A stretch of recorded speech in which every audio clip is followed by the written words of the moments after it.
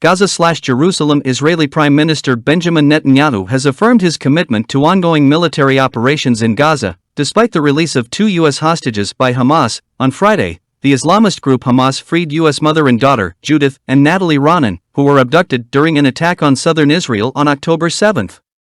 These hostages were the first to be released after the recent conflict erupted, which had already resulted in casualties and abductions. In response to their release, Netanyahu stated, "2 of our abductees are now at home, and we will continue our efforts to secure the return of all those abducted and missing."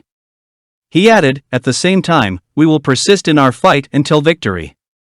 The release of the hostages was attributed to Qatari mediation efforts by Abu Ubaidah, a spokesman for Hamas's armed wing, Izz-el-Din al-Qassam brigades.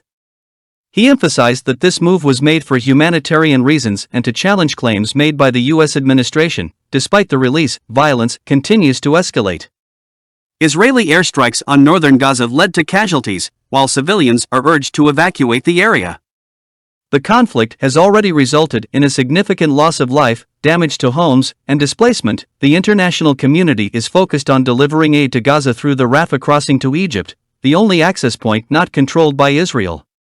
UN Secretary-General Antonio Guterres visited the checkpoint and called for efficient and pragmatic checks on aid to meet humanitarian needs. While Western leaders have largely expressed support for Israel's actions, many Muslim-majority countries are calling for an immediate ceasefire. Protests against the ongoing conflict have taken place worldwide.